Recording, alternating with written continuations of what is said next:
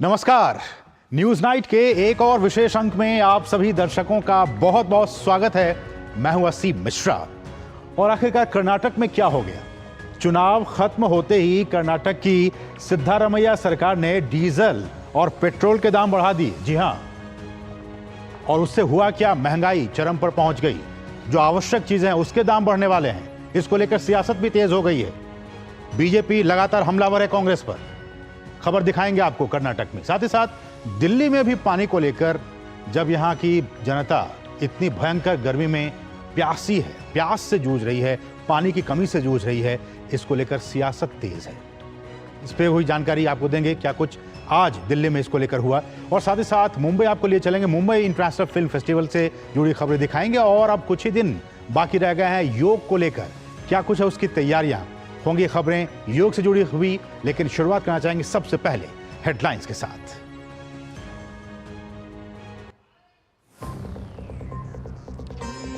मुंबई में EVM machine से छेड़छाड़ की खबरों को रिटर्निंग ऑफिसर ने बताया आधारहीन।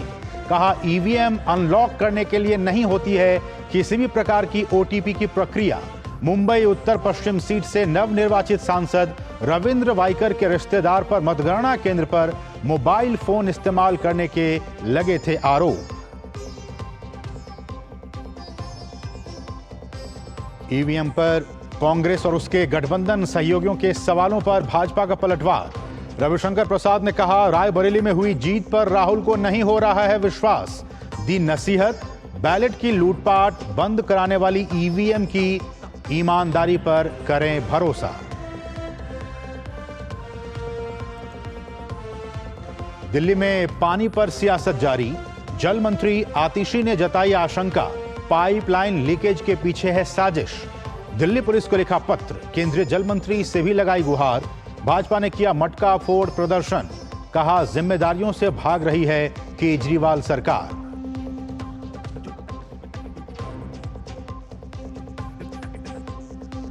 नीट परीक्षा की अव्यवस्था और लीक की खबरों पर केंद्रीय शिक्षा मंत्री ने अभ्यर्थियों और अभिभावकों को दिया भरोसा। कहा, सरकार मामले पर है गंभीर, गुनहगारों के खिलाफ होगी सख्त कार्रवाई। एनटीए में जब बताई सुधार की गुंजाइश। जम्मू कश्मीर की सुरक्षा स्थिति पर केंद्रीय गृह मंत्री की उच्च स्तरीय बैठक। उपराज्यपाल, राष्ट्रीय सुरक्षा सलाहकार सहित सेनाध्यक्ष भी रहे शामिल। गृह मंत्री के स्पष्ट निर्देश, आतंकवादियों के खिलाफ होगी कड़ी कार्रवाई। अमरनाथ यात्रा को लेकर भी की समीक्षा। और कर्नाटक में पेट्रोल डीजल की बढ़ी कीमतों पर भाजपा ने सिद्धारमैया सरकार के खिलाफ खोला मोर्चा। सोमवार को राज्यव्यापी प्रदर्शन की तैयारी। राज्य सरकार पर आर्थिक बदहाली के लगाए आरोप। कहा, चुनावी वादों को पूरा करने के लिए जनता पर डाला है महंगाई का बोझ। सिद्धारमैया ने किया बचाव। बढ़ी हुई वैट की दरें विकास कार्यों को रखेंगी जारी। संसद भवन परिसर में नवनिर्मित प्रेरणा स्थल का उपराष्ट्रपति ने किया लोकार्पण। बिरसा मुंडा, शिवाजी, महात्मा गांधी, अंबेडकर सहित कई महान विभूतियों की प्रतिमाओं को किया गया है स्थापित। और यूरो कप में ग्रुप डी में पोलैंड और नीदरलैंड के बीच हाफ टाइम तक 1-1 की बराबरी। ग्रुप सी के मुकाबलों में स्लोवेनिया से डेनमार्क की भिड़ंत और इंग्लैंड का सर्बिया से मुकाबला।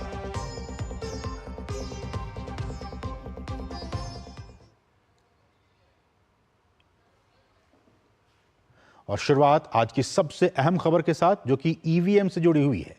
देश में 18वीं लोकसभा चुनाव के नतीजे 4 जून को घोषित हो गए हैं। कांग्रेस और इंडिया गठबंधन के खाते में अच्छी सीटें आई हैं।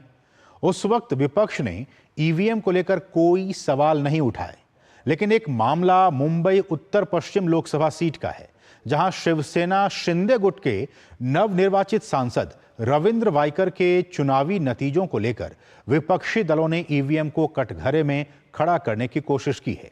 दरअसल मामला 4 जून का ही है। जब मतगणना हो रही थी, तब रविंद्र वाइकर के रिश्तेदार मंगेश पंडिलकर पर मोबाइल फोन का इस्तेमाल केंद्र के भीतर, मोबाइल केंद्र का इस्तेमाल केंद्र के अंदर किए जाने की खबरें आईं।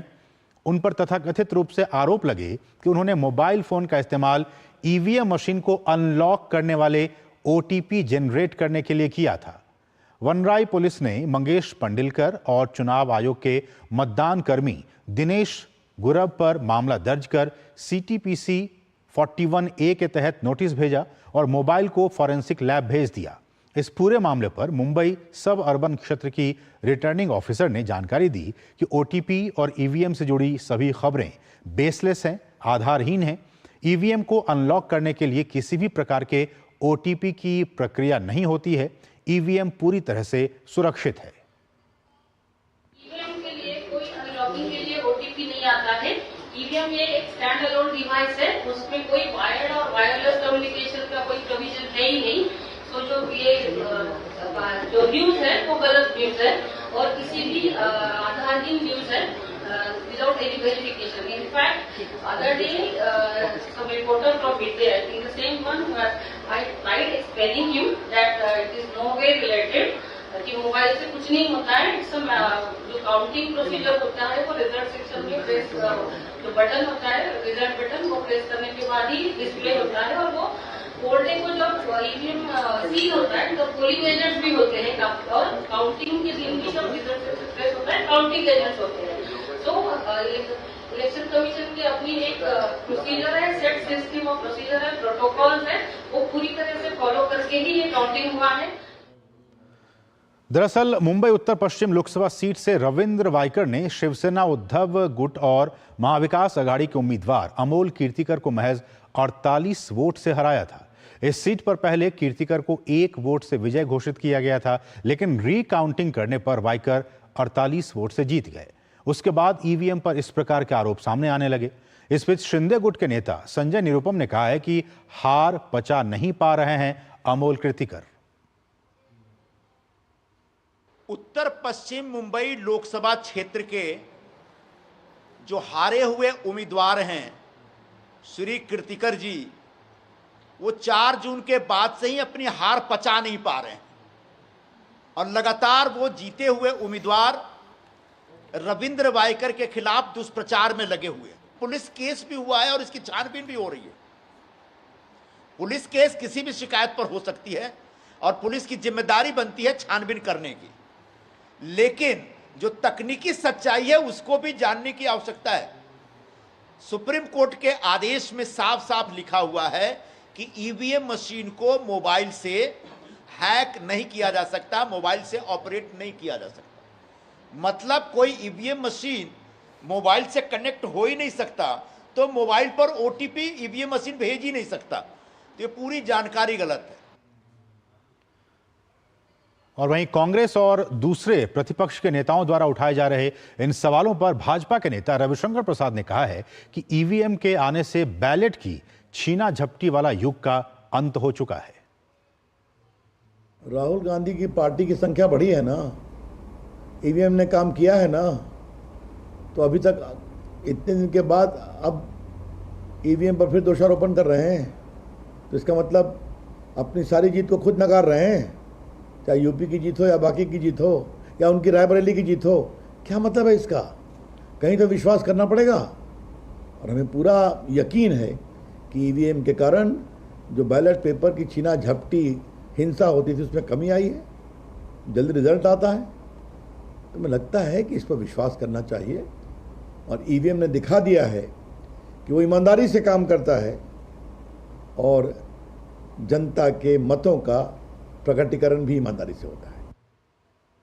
और अब बात दिल्ली की करेंगे। दिल्ली में पानी की समस्या की करेंगे। जी हां, दिल्ली में पानी किल्लत पर एक ओर जनता परेशान है, काफी परेशान है, तो वहीं दूसरी ओर राजनीति भी इसे लेकर काफी बेचैन है।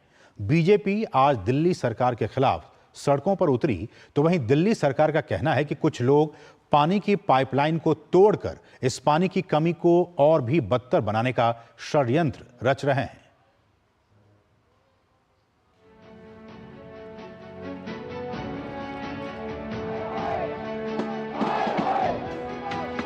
खाली मटके दिल्ली की जनता नहीं चाहती है। दिल्ली की जनता इनमें पानी चाहती है। जल बोर्ड में पिछले 10 साल में ऑडिट ही नहीं हुआ है। 70,000 करोड़ के घाटे पे जल बोर्ड है, इसके लिए भी आतिशी बता देना कि दिल्ली में तापमान 42 डिग्री के पार है। सूरज मानो आग बरसा रहा है, सड़कें तप रही हैं, ऊंची इमारतें गर्मी बढ़ा रही हैं। लेकिन दिल्ली का दुर्भाग्य ये है कि लोगों को पानी की कमी का आमना सामना करना पड़ रहा है। ओखला, गोविंदपुरी, रंगपुरी पहाड़ी, गीता कॉलोनी, विवेकानंद कैंप से रोज तस्वीरें आती हैं। पानी के टैंकर पर लोगों के झुंड अपने हिस्से का पानी लेने के लिए टूट पड़ते हैं।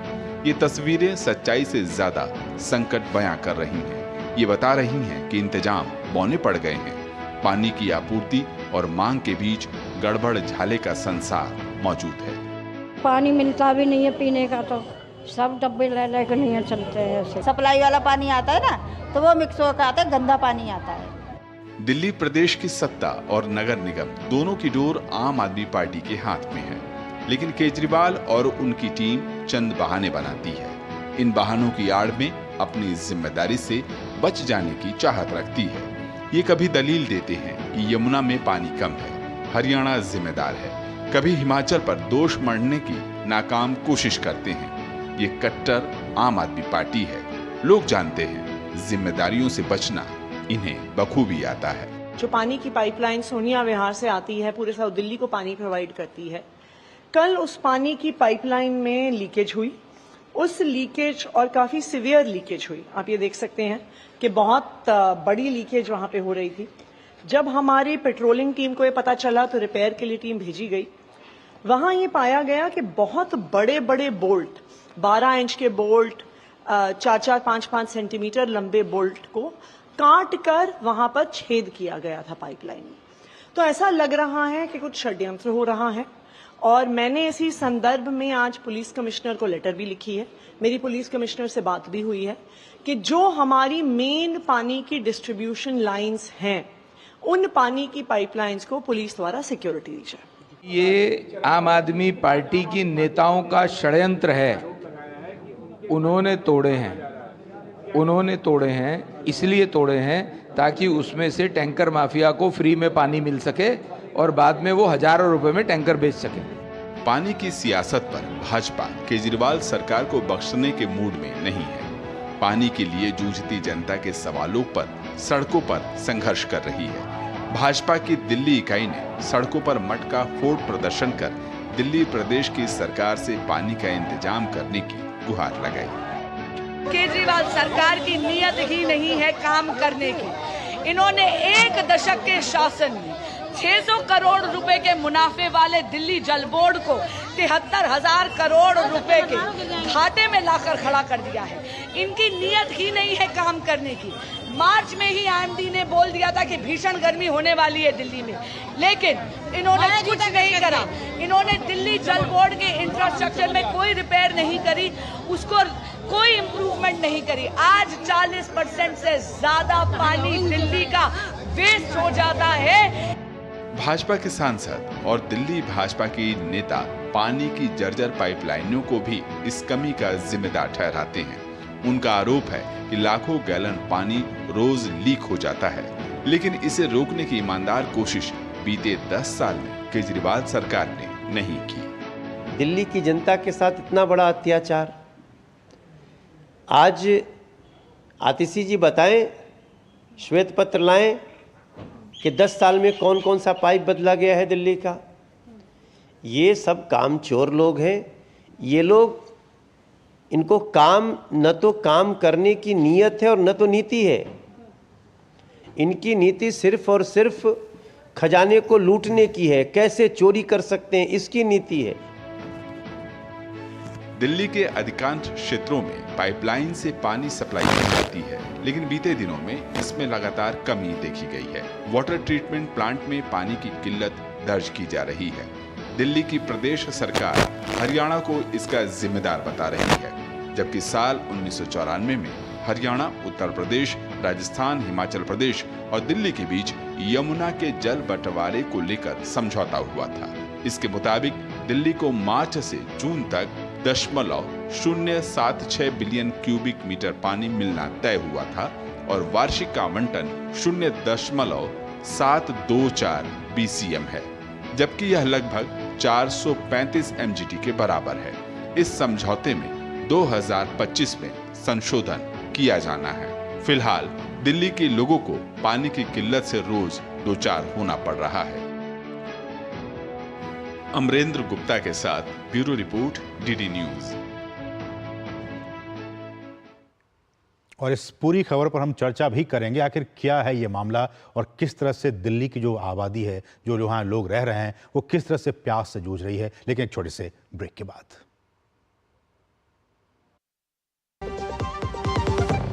जिन्होंने यूज किया है वो जानते हैं असली हींग का स्वाद। MDH सुपर हींग, शुद्धता का असली तड़का। MDH डॉक्टर ऑर्थो ऑयल के रेगुलर मसाज से जॉइंट हेल्थी रहते हैं। और अगर प्रॉब्लम बहुत पुरानी है तो डॉक्टर ऑर्थो कैप्सूल्स साथ लेना ना भूलें। अब दर्द भी घुटने टेकेगा। बात जब पीढ़ियों के लिए बनने वाले घर की हो तो जिम्मेदारी बड़ी हो जाती है। गैलेंट समझता है ये जिम्मेदारी। अब डबल M रिब्स के साथ गैलेंट एडवांस TMT रीबार, निर्माण का रियल हीरो।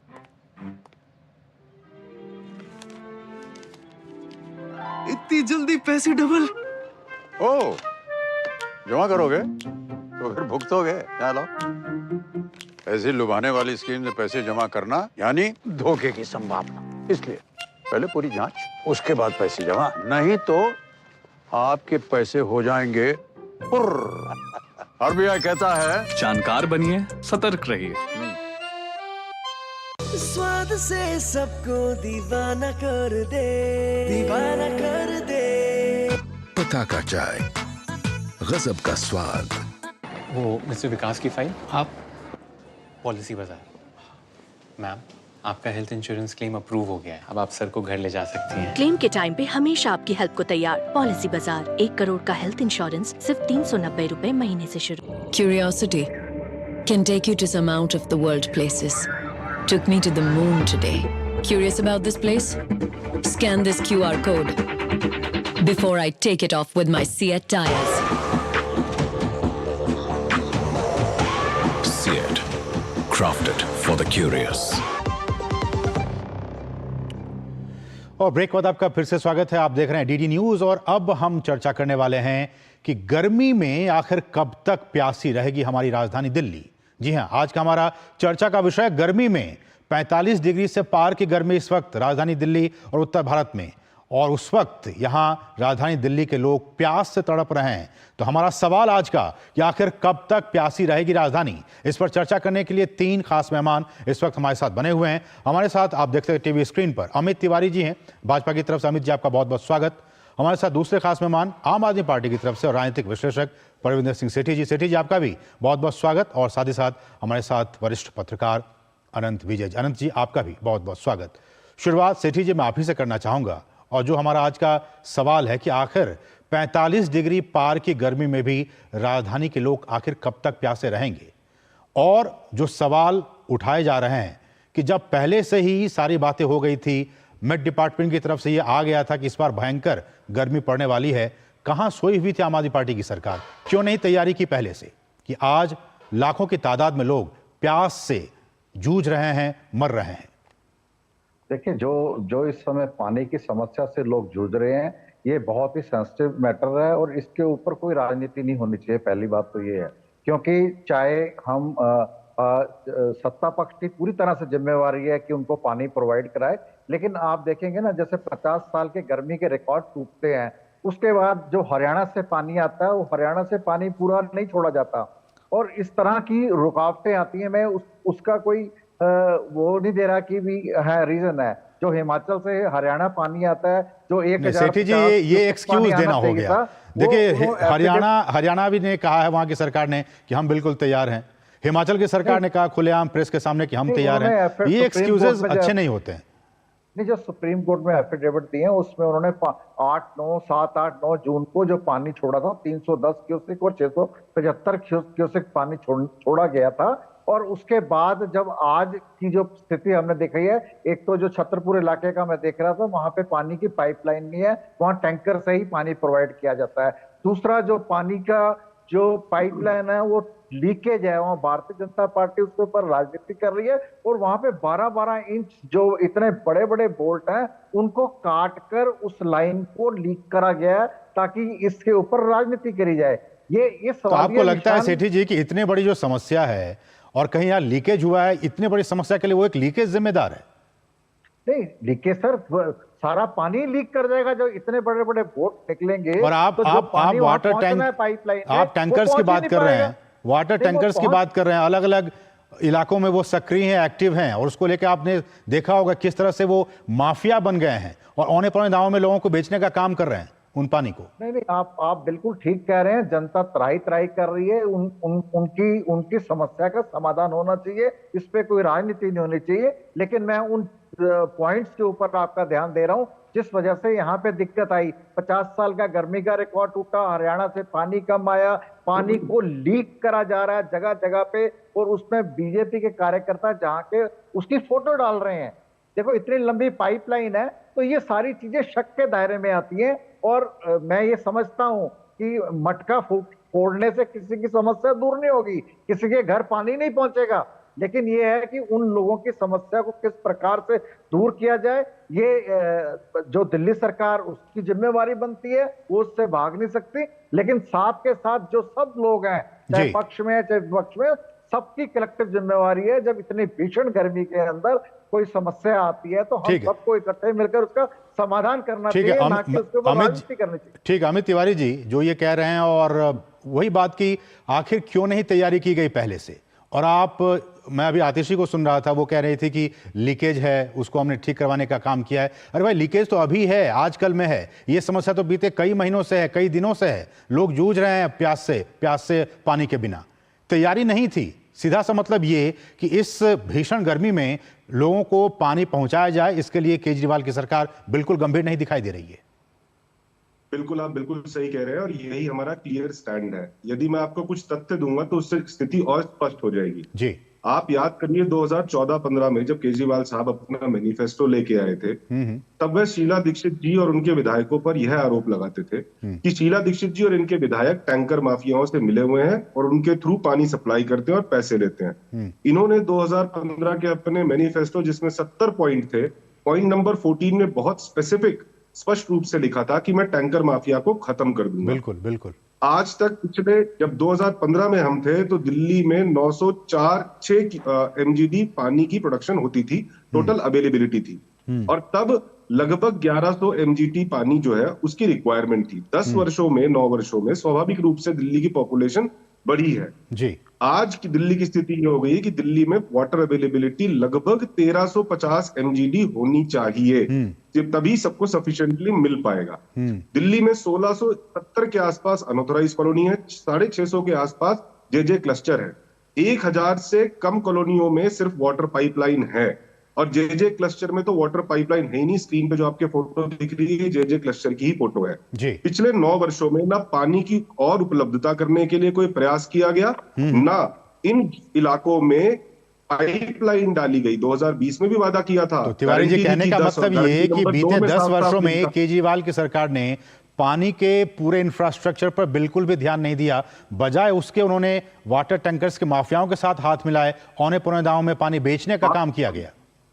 मैं उसी पे आ रहा था कि इसलिए पाइपलाइन नहीं डाली गई क्योंकि वाटर टैंकर माफिया के दबाव में है। और मैं इसका उदाहरण भी दे देता हूं, देवली से इनके खुद के विधायक है प्रकाश जारवाल जी, उन्होंने टैंकर माफियाओं से दबाव बनाकर हफ्ता वसूली करते थे। एक व्यक्ति ने तो आत्महत्या कर ली, कोर्ट ने उन्हें आज दोषी करार दे दिया है। यही इनके सभी विधायकों का हाल है। आप मुझे बताइए, यदि पानी नहीं है तो टैंकर माफिया को पानी कहां से मिल रहा है? टैंकर माफिया विधायकों की मर्जी के अनुसार पैसे लेके 35,000, 30,000, 40,000, लोग गरीब लोग हैं, देने को मजबूर है सब कलेक्ट करके।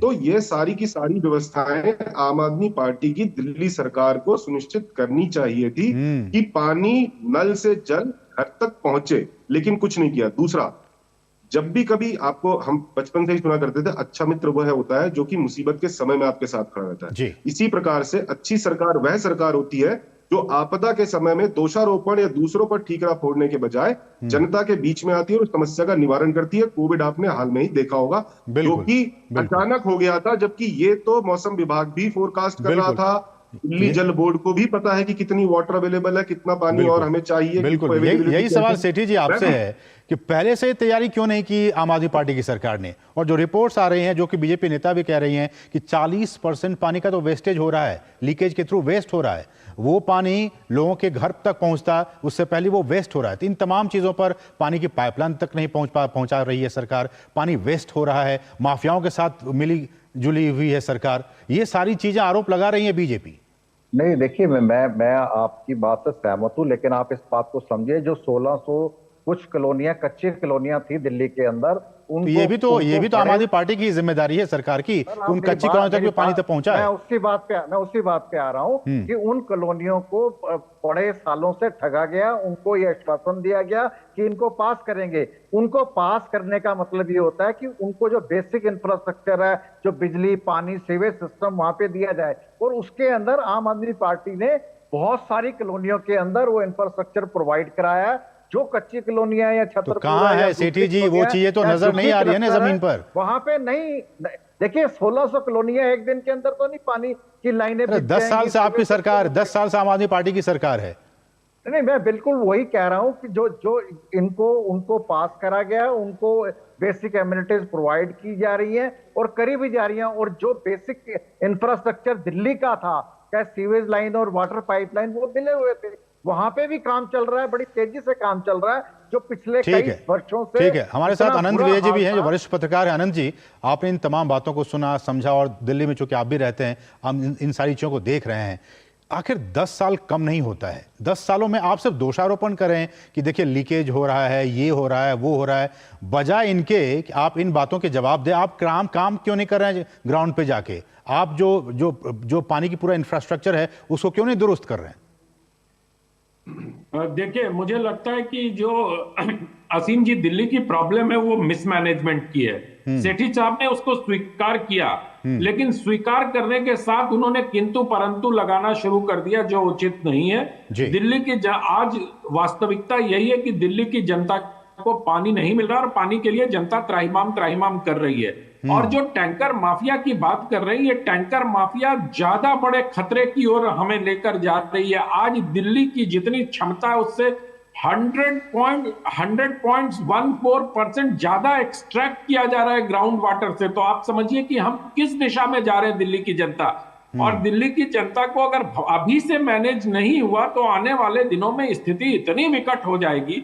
और इसकी जिम्मेदारी तो कम से कम केंद्र सरकार पर ठीकरा फोड़ने के बजाय मुझे लगता है आम आदमी पार्टी को दिल्ली जल बोर्ड के जो क्रियाकलाप हैं और जो उस वहां से पानी सप्लाई करने का, लेकिन जो राजनीतिक बातें मैं यहाँ सुन रहा हूँ, बड़ी मतलब इससे कष्ट हो रहा है कि बजाय इसके कि दिल्ली की जनता की पीड़ा के साथ खड़े होने के लिए कोई 12 इंच का बोल्ट काट दे रहा है, उससे पानी बर्बाद हो रहा है, उससे एक दिन पानी बर्बाद हो जाएगा। ये सब बातें बिल्कुल मायने नहीं रखती हैं कि नट बोल्ट किसी ने खोल दिया, किसने लीकेज कर दिया।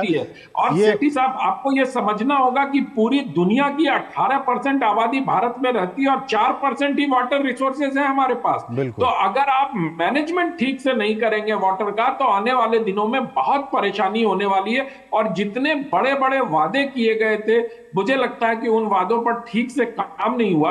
अगर काम होता और मैनेज्ड होती दिल्ली जल बोर्ड तो आज हिमाचल आपको पानी देने के लिए तैयार है, आज हरियाणा आपके साथ सहयोग करने के लिए तैयार है। ऐसा कोई प्रदेश नहीं है कि वो राजनीति कर रहा। और अभी तो दिल्ली में चुनाव भी नहीं है जिसकी वजह से वो सारे दल आपके खिलाफ हो जाए।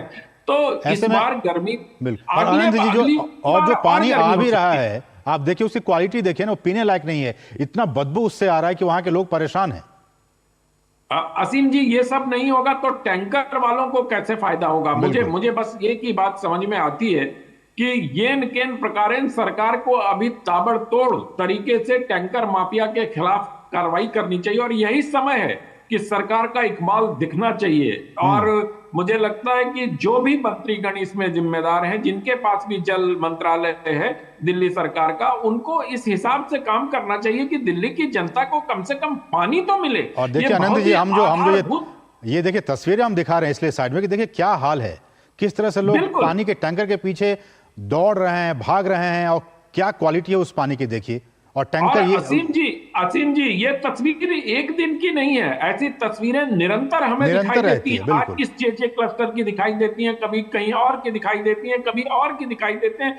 और दिल्ली सरकार के लोग बड़े, मतलब क्या कहूं, मुझे तो ये लोग बड़े लंबे लंबे वादे करके आए थे, कम से कम बुनियादी शिक्षा, स्वास्थ्य और पानी।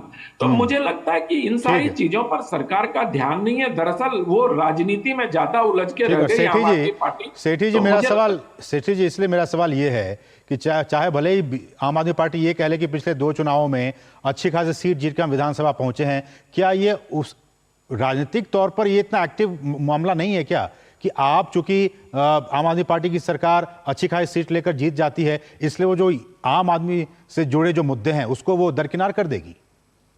नहीं, बिल्कुल नहीं। देखिए, जीत हार एक अलग विषय है। जो भी चुनी हुई सरकार आती है उसकी पूरी तरह से जिम्मेवारी बनती है कि जो जिस प्रदेश वो जमीन पर नहीं दिखाई दे रही है, यही तो दिक्कत है ना। वो जमीन पर नहीं दिखाई दे रही है, क्या तैयारी है? अब ऐसा बात कर दे, जिन कॉलोनियों के अंदर पाइपलाइन नहीं है वहां तो टैंकर ही जाता है, सरकार टैंकर प्रोवाइड कराती है, लेकिन जब लोगों को वो पर्याप्त नहीं 10 साल में पाइपलाइन पहुंच जाना चाहिए ना। प्राइवेट टैंकर बुला, अरे सर एक दिन में पाइपलाइन नहीं डलती ना।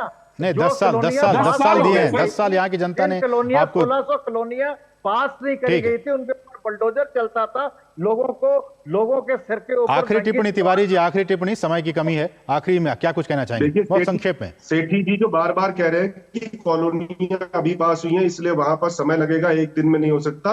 कॉलोनी के पास होना और पाइपलाइन, वाटर पाइपलाइन का डरना 2 अलग विषय हैं। ठीक है। पहले भी Delhi urban centre improvement board DUSIB कहते हैं उसको, लेकिन सच्चाई, ठीक है, समय इतना ही है। सच्चाई यही है कि चाहे इसमें जो भी कह ले आम आदमी पार्टी, लेकिन सच्चाई यही है कि 10 वर्षों के शासनकाल के बाद भी दिल्ली की जनता जो वो प्यासी है, अगर उन तक पानी पहुंच भी रहा है तो बहुत ही मटपैला, बहुत ही गंदा पानी पहुंच रहा है जो कि पीने लायक नहीं है। लोग अभी भी सवाल पूछ रहे हैं कि हमने जिनको वोट दिया वो कहां हैं और हम तक कम से कम पानी तक नहीं पहुंचा पा रहे हैं। समय इतना ही, बहुत बहुत शुक्रिया। तिवारी जी आपका बहुत बहुत शुक्रिया, सेठी जी आपका भी बहुत बहुत शुक्रिया, और अनंत विदय जी आपका भी बहुत बहुत शुक्रिया इन तमाम बातों को हमारे साथ साझा करने के लिए। बढ़ेंगे आगे, रुकेंगे एक बहुत ही छोटे से ब्रेक के लिए। आप देखते रहिए डीडी न्यूज। लाल रंग इसका अपार, तीखा कम है फिर भी स्वाद, MDH Kashmiri. Curiosity can take you to some out of the world places. Took me to the moon today. Curious about this place? Scan this QR code before I take it off with my Seat tires. Seat, crafted for the curious. देखो यार, जिंदगी का कोई भरोसा नहीं, पता नहीं कब फोटो पे हार चढ़ जाए और फैमिली का फ्यूचर, बच्चों की पढ़ाई खतरे में पड़ जाए। तो आज ही पॉलिसी बाजार से 1 करोड़ का टर्म लाइफ इंश्योरेंस कराओ, सिर्फ 525 रुपए महीने से शुरू। मैं क्या जी, सब जानते हैं, जहां दिखे मारियो, अपना समझ के खा लियो। स्वाद से सबको दीवाना कर दे, दीवाना कर दे। पता का चाय, गजब का स्वाद। 3 महीने में पैसे डबल, वाह, फास्ट और हाई रिटर्न्स भी। क्या स्कीम है? कल तो नहीं थी यहाँ, और कल होगा भी नहीं। 5 ओवर में डबल सेंचुरी मारी है। ऐसे स्कीम के बहकावे में आके हम धोखा खा सकते हैं। और आरबीआई कहता है अपना पैसा सुरक्षित रखो और समझदारी से निवेश करो। अगर ज्यादा रिटर्न के पीछे भागोगे तो रिस्क भी उतना ही उठाओगे, और फास्ट रिटर्न से बच के, और फास्ट बॉलिंग से भी।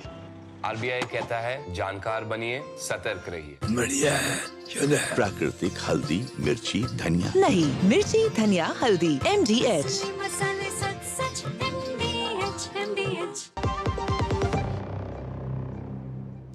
और ब्रेक बाद आपका फिर से स्वागत है।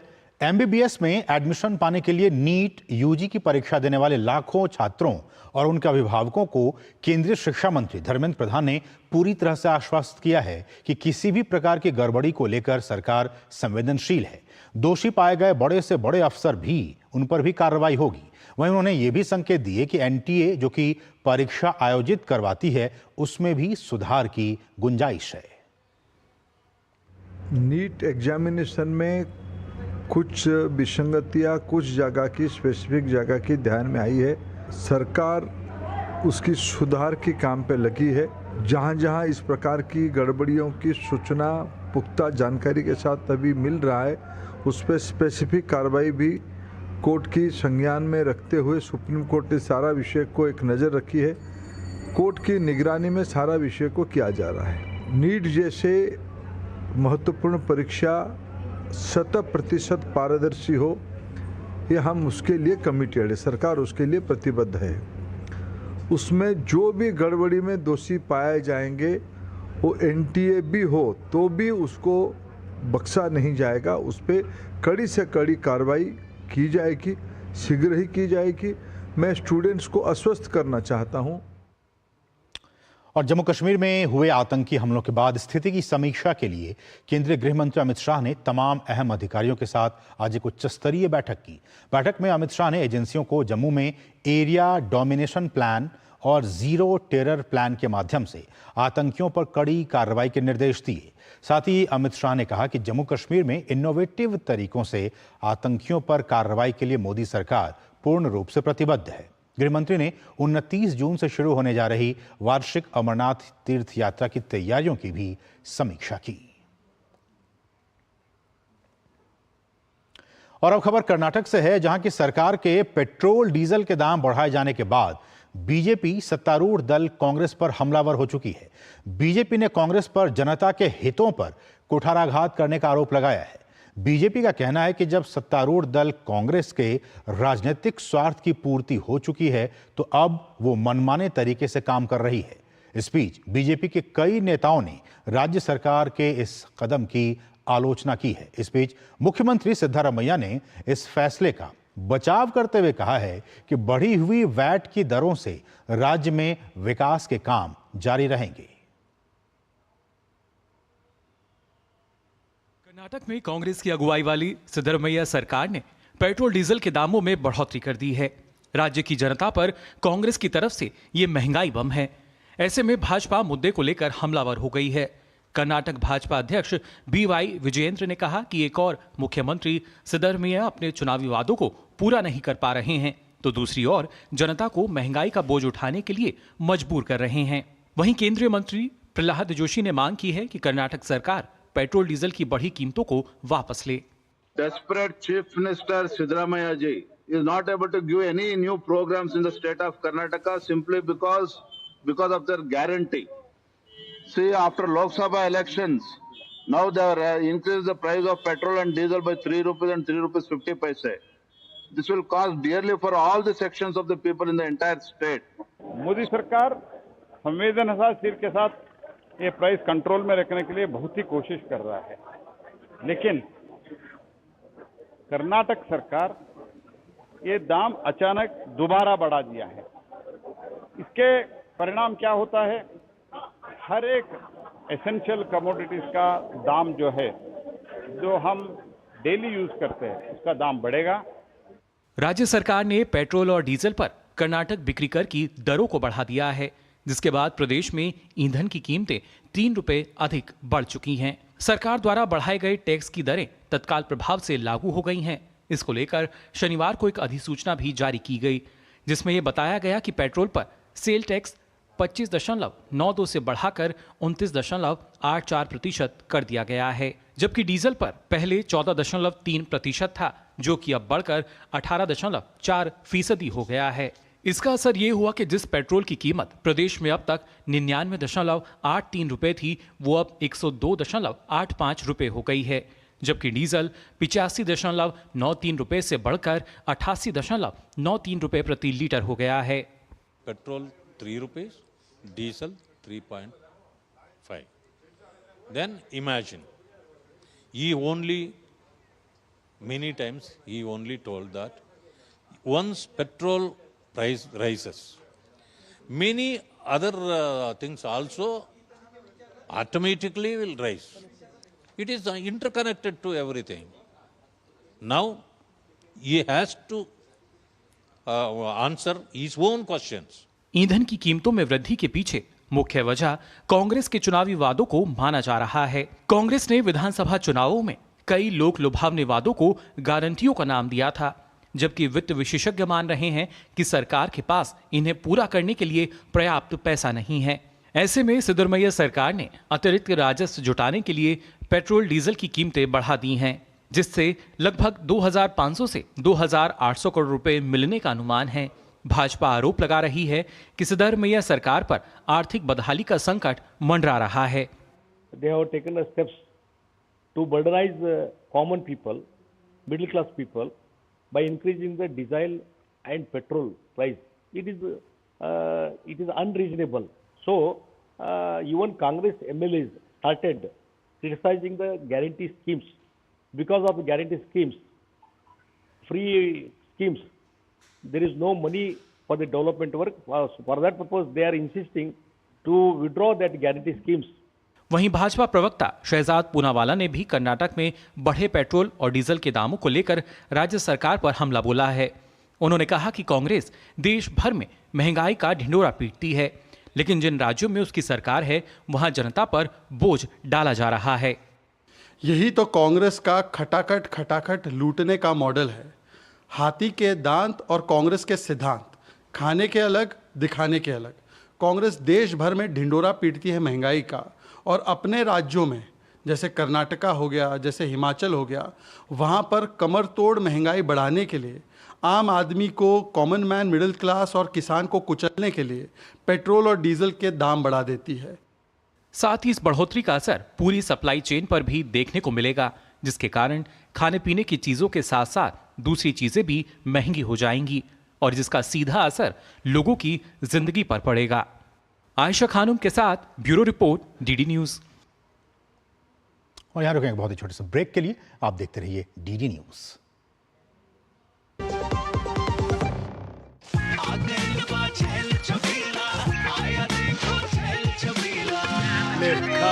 अच्छा भैया, मेरी गाय को भी अपने हाथों से चारा खिला दो। अरे खिलाई देते हैं। हमारी गाय भैया। क्या हो गया, पूरा का पूरा गांव यहाँ आ गया। अच्छा भैया, इसी हाथ से चारा खिलाते हो, तभी तो आपके गाय भैंसों की ब्याज सबसे ज्यादा है। अरे पगले, ये चमत्कार इस हाथ का नहीं, हाथ में जो कपिला पशु आहार है उसका है, जो पशुओं की सेहत अच्छी रखता है और ब्याज भी बढ़ाता है। ले जाओ।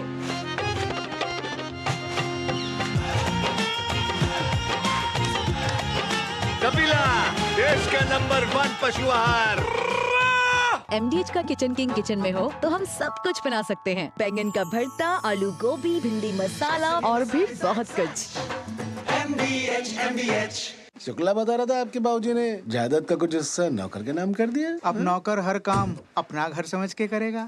समरकूल, जो हर दिल करे कबूल। बात जब पीढ़ियों के लिए बनने वाले घर की हो तो जिम्मेदारी बड़ी हो जाती है। गैलेंट समझता है ये जिम्मेदारी। अब डबल M रिब्स के साथ गैलेंट एडवांस TMT रीबार, निर्माण का रियल हीरो। गोल्डी छोले मसाले, जहाँ जाए रिश्ते बनाए, जहाँ जाए रिश्ते बनाए, गोल्डी मसाले। मैं क्या जी, सब जानते हैं, जहाँ दिखे मारियो, अपना समझ के खा लियो।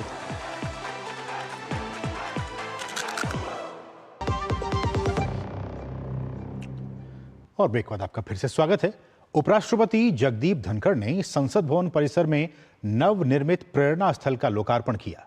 इस मौके पर 17वीं लोकसभा के अध्यक्ष ओम बिरला, राज्यसभा के उपसभापति हरिवंश, संसदीय कार्य मंत्री किरेन रिजिजू, सूचना एवं प्रसारण मंत्री अश्विनी वैष्णव और सूचना एवं प्रसारण राज्य मंत्री डॉक्टर एल मुरुगन भी मौजूद थे।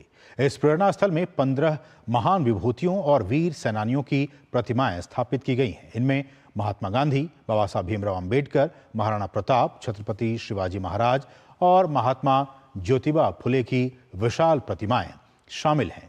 ये सभी प्रतिमाएं संसद भवन परिसर के अलग अलग हिस्सों में लगी हुई थीं, लेकिन अब इन्हें एक ही जगह स्थापित कर दिया गया है।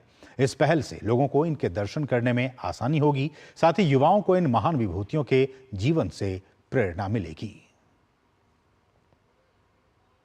ये ऐसा स्थान है जो हर भारतीय के लिए तीर्थ स्थल से कम नहीं होगा। इस सोच को मैं बहुत ही प्रशंसनीय कार्य मानता हूं। एक जगह महापुरुषों का दर्शन हो जाए, उनके विचार, उनका व्यक्तित्व कितना हमें प्रभावित कर सकता है, ये मैंने आकर यहाँ देखा है। हमारे महापुरुषों की जितनी कदर हम करें वो कम है। आज का दिन उसी कड़ी के अंदर प्रेरणादायक भी है, सदा यादगार भी रहेगा। बढ़ेंगे आगे। 18वें मुंबई अंतर्राष्ट्रीय फिल्म महोत्सव में पहली बार वृत्तचित्र फिल्म बाजार की शुरुआत की जा रही है। इससे व्यक्तिगत फिल्म निर्माताओं को अपनी फिल्मों का खरीदार, उनके प्रायोजक और सहयोगी ढूंढने के लिए एक बाजार उपलब्ध हो सकेगा।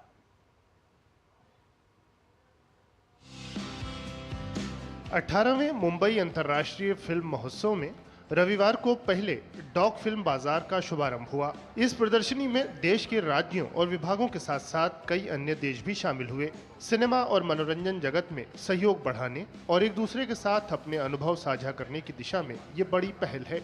डॉक फिल्म बाजार में शामिल विदेशी प्रदर्शक भारत और भारतीय सिनेमा के प्रति उत्साह से लबरेज दिखाई दिए। My childhood, it was in 1980s. Indian cinema came to me in my mind in 1980s with the films Dance Dance and Disco Dancer. So now Indian cinema is in my mind throughout my life. Doc film बाजार में शामिल राज्यों, विभागों और अन्य देशों के stall cinema और कला संस्कृति की झलकियों से सजे हुए थे। राज्य और केंद्र शासित प्रदेशों ने अपने यहाँ सिनेमा को बढ़ावा देने के लिए किए जा रहे प्रयासों को सुंदरता से प्रदर्शित किया।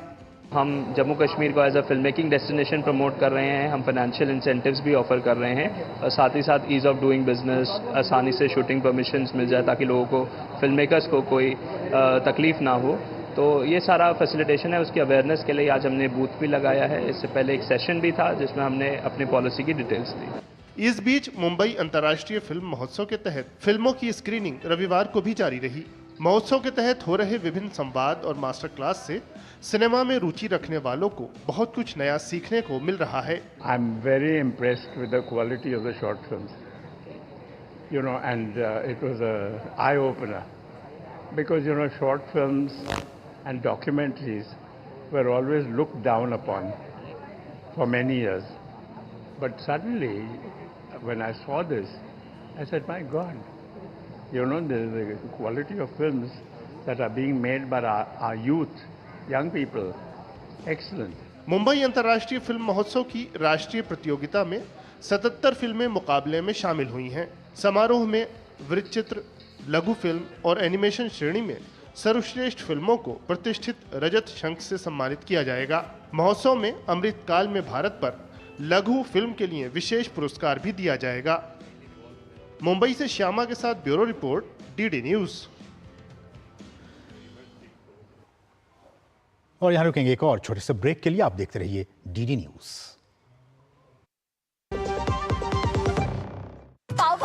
पाव भाजी को फेवरेट बनाता है MDH पाव भाजी मसाला। MDH पाव भाजी मसाला। MDH बनाए पाव भाजी लाजवाब।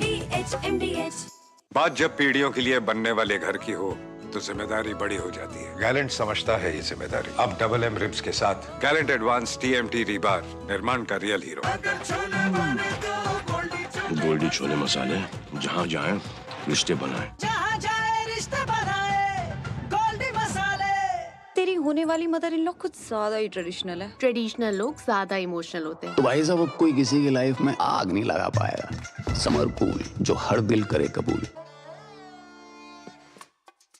देखो यार, जिंदगी का कोई भरोसा नहीं, पता नहीं कब फोटो पे हार चढ़ जाए और फैमिली का फ्यूचर, बच्चों की पढ़ाई खतरे में पड़ जाए। तो आज ही पॉलिसी बाजार से 1 करोड़ का टर्म लाइफ इंश्योरेंस कराओ, सिर्फ 525 रुपए महीने से शुरू। घुटना, कंधा या कमर, चाहे जैसा हो दर्द, डॉक्टर ऑर्थो आपको देता है दर्द से पूरी आजादी। ये कोई टेम्पररी पेन किलर नहीं, आयुर्वेदिक औषधि है। और ब्रेक के बाद आपका फिर से स्वागत है। भारतीय न्याय संहिता 2023 के तहत भारत की आपराधिक न्याय प्रणाली में अहम बदलाव किया गया है, जिसमें व्यभिचार को अपराध मानने वाले लिंग तटस्थ प्रावधान और सिफारिशें शामिल हैं। ये नए कानून 1 जुलाई 2024 से प्रभावी हो जाएंगे। इस नए कानून के तहत आज हम बात करेंगे भारतीय नागरिक सुरक्षा संहिता 2023 के तहत अंडर ट्रायल्स यानी कि विचाराधीन कैदियों को न्याय दिलाने के लिए किए गए प्रावधानों की। विचाराधीन कैदियों को न्याय दिलाने का रास्ता सुगम बनाने के लिए भारतीय नागरिक सुरक्षा संहिता 2023 में व्यापक प्रावधान किए गए हैं। इसके तहत विचाराधीन कैदियों को न्याय दिलाने और जेलों में भीड़भाड़ को कम करने के लिए कई महत्वपूर्ण बदलाव किए गए हैं, जैसे हिरासत का बोझ कम करना। इसके तहत पहले किसी अपराध के लिए दोषी नहीं ठहराए गए अपराधी को निर्धारित सजा की 1/3 सजा काटने के बाद जमानत पर रिहा करने का प्रावधान है। इसका मकसद पुनर्वास का मार्ग प्रशस्त करना और अनावश्यक हिरासत अवधि को कम करना है।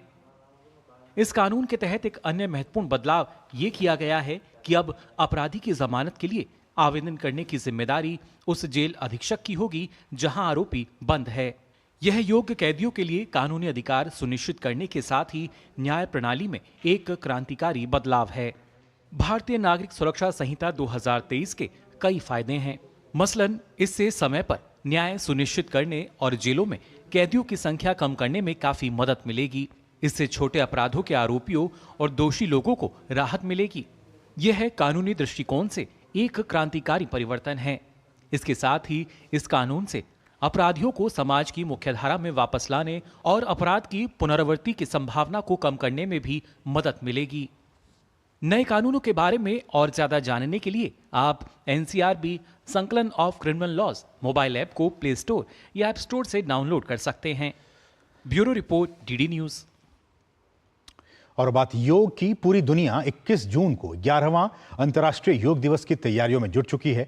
देश के अलग अलग हिस्सों में तैयारियां हर स्तर पर जारी है। इस बीच मुंबई से दिल को छू लेने वाली तस्वीरें सामने आई हैं।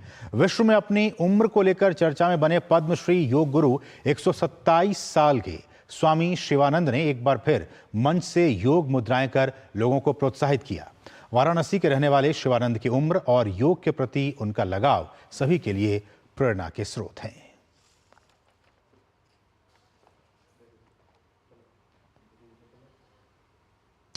और अब कुछ दूसरी अहम खबरें फटाफट अंदाज में। आप देखिए इन खबरों को और हमें दीजिए अनुमति। नमस्कार।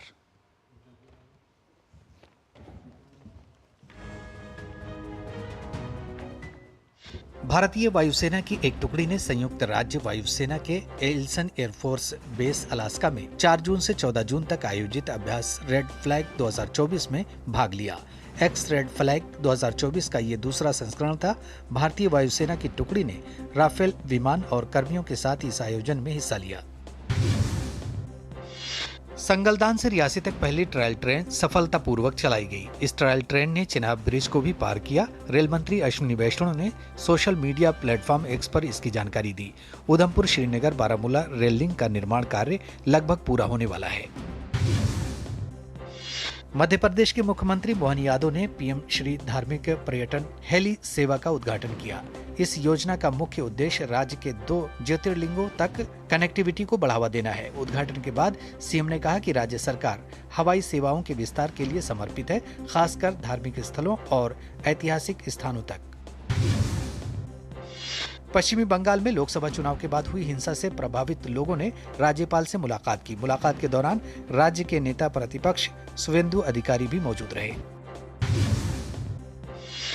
बिहार के पटना में एक नाव अनियंत्रित होकर गंगा नदी में पलट गई। हादसे के वक्त नाव में 17 लोग सवार थे। एसडीआरएफ की टीम ने हादसे की चपेट में आए 13 लोगों को सुरक्षित बाहर निकाल लिया। हालांकि 4 लोग अभी भी लापता हैं। हादसे की चपेट में आए सभी लोग गंगा दशहरा के अवसर पर गंगा में स्नान करने के लिए पहुंचे थे। कृत्रिम बुद्धिमत्ता की वजह से अब यूपीएससी जैसे कठिन परीक्षा की पढ़ाई और भी आसान होने वाली है। प्रतिष्ठित अतिथियों और मीडिया की मौजूदगी में आयोजित एक कार्यक्रम के दौरान पढ़ एआई टीम के एक एआई सिस्टम ने यूपीएससी प्रारंभिक परीक्षा 2024 में हिस्सा लिया। प्रश्न पत्र देखने से लेकर उत्तर देने तक एआई ने मात्र 10 मिनट से भी कम समय में सभी प्रश्नों का उत्तर देकर सभी को चौंका दिया। मुंबई में 127 साल के योग गुरु पद्मश्री स्वामी शिवानंद ने अंतर्राष्ट्रीय योग दिवस से पहले एक कार्यक्रम में योग करके हर किसी को प्रेरणा से भर दी। योग गुरु ने विभिन्न यौगिक क्रियाओं के जरिए लोगों को संदेश दिया कि योग किसी भी उम्र में संभव है, बस मन में इच्छा शक्ति होनी चाहिए। उत्तरी सिक्किम में भारी बारिश की चपेट में आकर जान गंवाने वाले लोगों के लिए मुख्यमंत्री प्रेम सिंह तमांग ने सहायता राशि की घोषणा की है। सीएम ने कहा कि प्रत्येक मृतक के परिवार को 5-5 लाख रुपए की सहायता राशि दी जाएगी। वहीं बारिश में नष्ट हुए घरों के पुनर्निर्माण के लिए भी सरकार हर तरह की मदद देगी। देश के उत्तर और मध्य भाग के कई हिस्सों में भीषण गर्मी का प्रकोप जारी है। मौसम विभाग ने 19 जून तक ऐसी ही स्थिति बनी रहने की संभावना जताई है। गर्मी के कहर के बीच प्रयागराज में न्यूनतम तापमान ने पिछले 127 साल का रिकॉर्ड तोड़ दिया।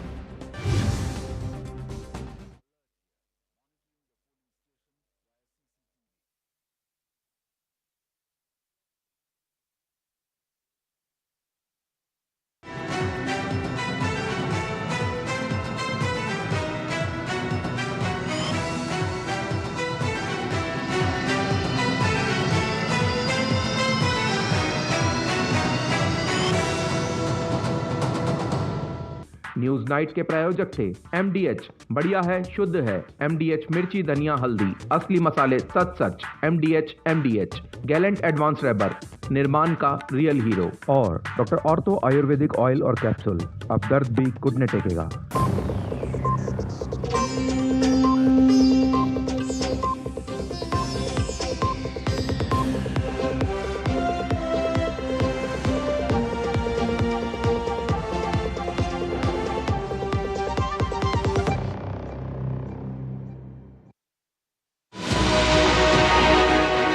आपराधिक न्याय प्रणाली में सुधार के लिए क्रांतिकारी कदम। 1 जुलाई से लागू हो रहे हैं 3 नए आपराधिक कानून। औपनिवेशक काल के काले कानूनों से देश को मिलेगी मुक्ति। IPC, CRPC और साक्ष्य अधिनियम की जगह लागू होंगे नए कानून। क्या है इन कानूनों में नए प्रावधान? कैसे होगी इनसे जनता के हितों की रक्षा? देखिए DD न्यूज का विशेष कार्यक्रम नए भारत के नए कानून, हर शनिवार और रविवार रात 9 बजे सिर्फ DD न्यूज पर।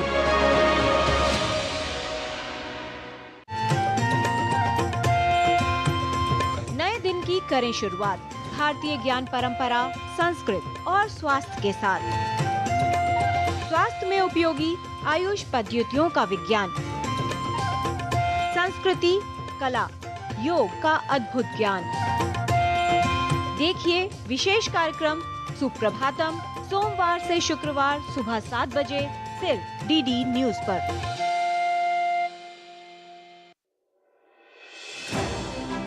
भरोसा सिर्फ तेजी से नहीं, बना है सटीक खबरों से। दावे नहीं, दिखाते हैं तथ्य, दिखावा नहीं, चुनते हैं सच।